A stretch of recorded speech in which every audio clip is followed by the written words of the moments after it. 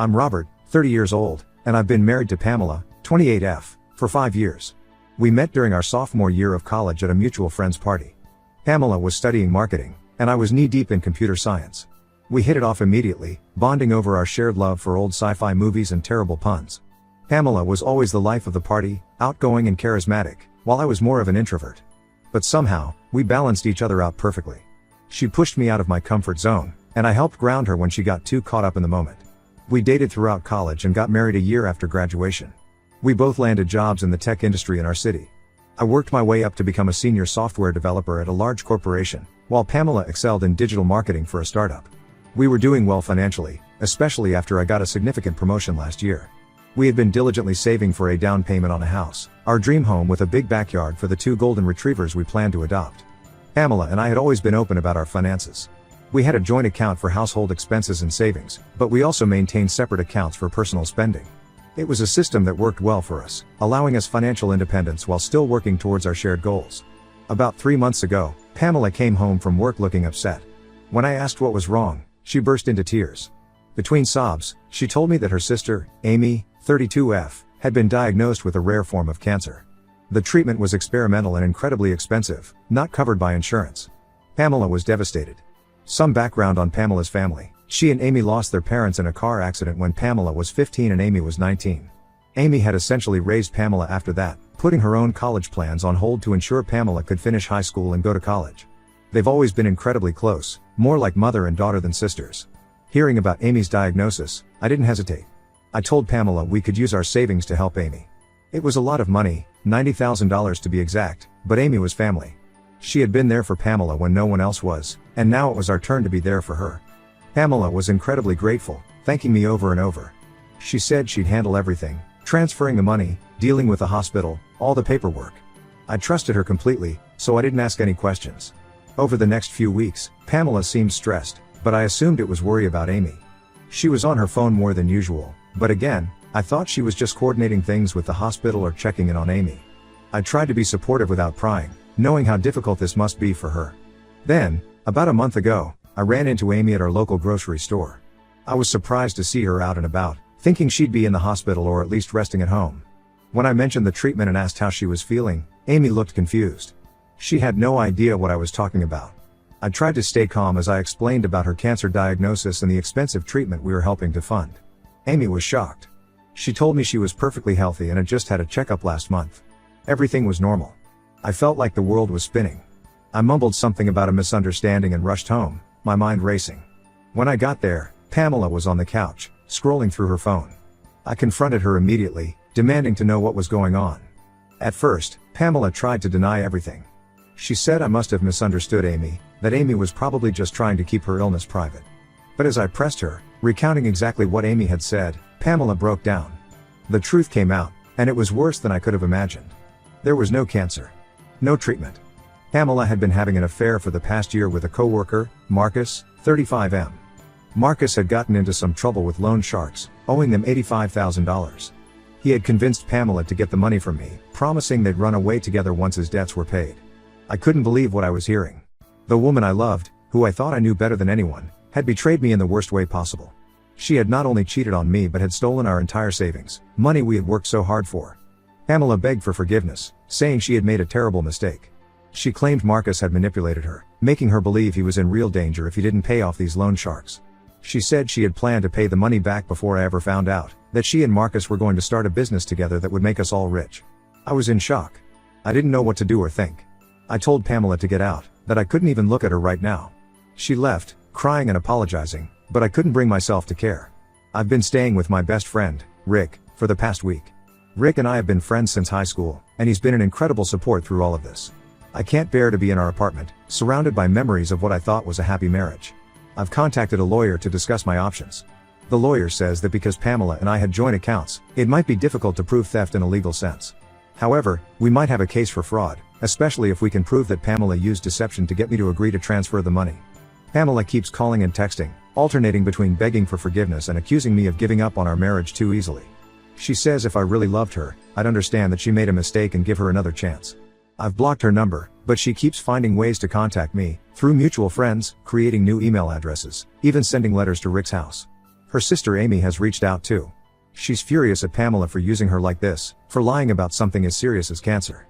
Amy has offered to testify if we end up going to court, to confirm that she never had cancer and knew nothing about this scheme. I feel like my whole life has been a lie.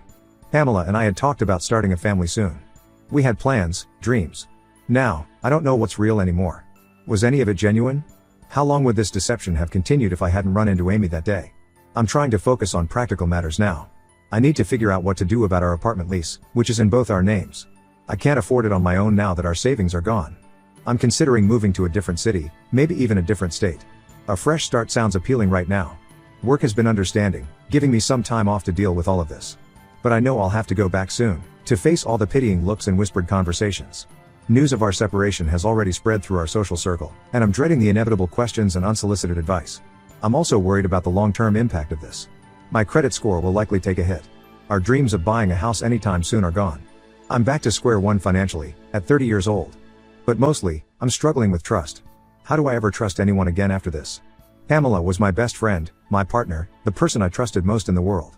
If she could do this to me, how can I ever let my guard down with anyone else? I know I need to start thinking about next steps. Divorce seems inevitable at this point, but the thought of going through that process is overwhelming. I'm not even sure I can afford a good lawyer now. Has anyone been through something similar? How did you move forward? Any advice would be appreciated because right now, I feel completely lost. How do I rebuild my life from here? Update 1 first, I want to thank everyone for their support and advice. Your comments and messages have been a lifeline during this difficult time. It's been a challenging couple of weeks, but I'm hanging in there. A lot has happened since my last post. After lengthy discussions with my lawyer, we decided to file for divorce and press charges against Pamela for fraud. It was a difficult decision, but I knew I couldn't stay married to someone who could betray me like this. The lawyer believes we have a strong case, especially with Amy's testimony and the bank records showing the large transfer. The day after I filed, Pamela showed up at Rick's place. She was a mess, crying and begging me to reconsider. She swore she had made a terrible mistake, that Marcus had manipulated her, and that she still loved me. She said she had broken things off with Marcus completely and was willing to do anything to save our marriage. I almost wavered, seeing her so broken. Part of me wanted to believe her, to think that maybe we could work through this somehow. But Rick reminded me of everything she had done, how she had lied repeatedly and stolen our future. I stood my ground and told her to leave, that any further communication should go through our lawyers. Then, something unexpected happened. Marcus reached out to me. He said he wanted to meet and explain everything. Against my better judgment, and Rick's advice, I agreed. I thought maybe getting the full story would help me move on. We met at a coffee shop near Rick's place. Marcus looked terrible, like he hadn't slept in days. He confessed that he had lied to Pamela about the loan sharks. There were no debts. He had convinced her to get the money from me so they could run away together. He had promised her a luxurious life, telling her he'd invest the money and double it in no time. But Marcus had a gambling addiction. As soon as he got the money, he blew it all at an underground casino. When Pamela found out, she was devastated. She realized she had thrown away our marriage for nothing. I was stunned. Part of me felt a sick satisfaction knowing that Pamela had been played too, but mostly I just felt tired. Tired of the lies, the betrayal, all of it. Marcus said he wanted to make things right. He offered to sign a confession, admitting to his part in the fraud. My lawyer says this could help in getting some of the money back and in the divorce proceedings. We're currently working on getting his confession formally documented. I don't know how to feel about all this. On one hand, I'm glad to have the truth. On the other, it doesn't change the fact that Pamela chose to betray me, to steal from me. Even if Marcus manipulated her, she made the decision to go along with it. She lied to me for weeks about Amy's non-existent cancer. She watched me worry and stress about her sister while knowing it was all a lie. Amy has been incredibly supportive through all this. She's furious with Pamela and has cut off all contact with her. She's been checking in on me regularly, making sure I'm eating and taking care of myself. It's strange, I always thought of Amy as Pamela's sister, but now I'm realizing she's become family to me too over the years. I'm still staying at Rick's, but I know I need to figure out my next steps soon. The apartment lease is in both our names, and I can't afford it on my own now. I've started looking at smaller apartments in different parts of the city. I'm even considering moving to a different state altogether. My company has offices in several cities, and they've said they'd be open to a transfer if that's what I need. Pamela continues to try to contact me, alternating between begging for forgiveness and angry accusations. She blames me for not forgiving her, saying if I really loved her, I'd understand. She's even tried to get her friends to talk to me on her behalf. I've had to block several numbers and social media accounts. I'm trying to focus on myself now. I've started therapy, thanks to those who suggested it, and I'm slowly getting back into my old hobbies. I've picked up my guitar again, something I used to love but had let fall by the wayside in recent years. It's been a good outlet for all the emotions I'm dealing with. Work has been a mixed bag. My boss and immediate team have been understanding, but I can tell some of my coworkers are uncomfortable around me now. The pitying looks and awkward silences are hard to deal with. I'm throwing myself into my projects, using work as a distraction from everything else. Financially, it's been tough. I've had to dip into what little savings I had left to cover lawyer fees and living expenses. I'm looking at picking up some freelance work on the side to help make ends meet. It's not ideal, but it's necessary right now. I'm also dealing with the fallout in our social circle. Some mutual friends have taken sides, with a few surprisingly supporting Pamela. They say I'm being too harsh, that everyone makes mistakes. It's been eye-opening to see who my real friends are through all this. I'll update again when there are any new developments. Thank you all again for your support. It means more than you know. Update 2. I can't believe it's only been a month since my last update. So much has happened, I don't even know where to begin. First, the legal stuff. Thanks to Marcus's confession, we were able to recover about $30,000 of the stolen money. It's not much, but it's something. The confession also strengthened our case against Pamela. The divorce proceedings are moving forward, and my lawyer seems confident that things will go in my favor. I've moved out of Rick's place and into a small studio apartment. It's not much, but it's mine, and it's a step towards rebuilding my life. I've been slowly buying furniture and making it feel like home. It's strange living alone after so many years of sharing a space with Pamela, but I'm adjusting. Work has been a refuge. I've thrown myself into my projects, even taking on extra responsibilities. My boss has noticed and hinted at a possible promotion in the near future. It's nice to have something positive to focus on. Now, for the twist I never saw coming. Remember how I mentioned Amy had been really supportive? Well, it turns out her support wasn't entirely selfless. Last week, she confessed that she's had feelings for me for years. I was shocked. Amy had always been like a sister to me. She said she never acted on her feelings out of respect for Pamela and me, but now that Pamela had betrayed us both, she couldn't keep it in anymore. She said she had always admired how kind and dependable I was, how I had supported Pamela through tough times, and how I had always treated her, Amy, like family. I didn't know how to respond. Amy is attractive and we've always gotten along well, but I'm still reeling from Pamela's betrayal. The last thing I need right now is more complications. Plus, the idea of dating my soon-to-be ex-wife's sister feels wrong on so many levels. I told Amy I needed time to process everything. She understood but said she'd wait for me, that she knew we could be good together. She pointed out how well we've always gotten along, how she's always been able to make me laugh even in tough times. She said she knows it's complicated, but she believes we could build something real together. As if that wasn't enough drama, Pamela found out about Amy's confession. I'm not sure how, maybe Amy told her, or maybe Pamela overheard something. Either way, she showed up at my new apartment in a rage. She accused me of having an affair with Amy all along, saying this was why I was so quick to divorce her. I tried to explain that nothing had happened between Amy and me, that I had only just found out about her feelings. But Pamela wouldn't listen. She threatened to tell everyone that I was the real cheater, that I had been sleeping with her sister behind her back for years. I lost it. After everything she had done, she had the audacity to accuse me of cheating? I told her to go ahead, that nobody would believe her lies anyway. I reminded her of all the pain she had caused, how she had stolen not just our money but our future. I told her about the nights I had spent unable to sleep, replaying every moment of our marriage, wondering if any of it had been real. Pamela broke down then.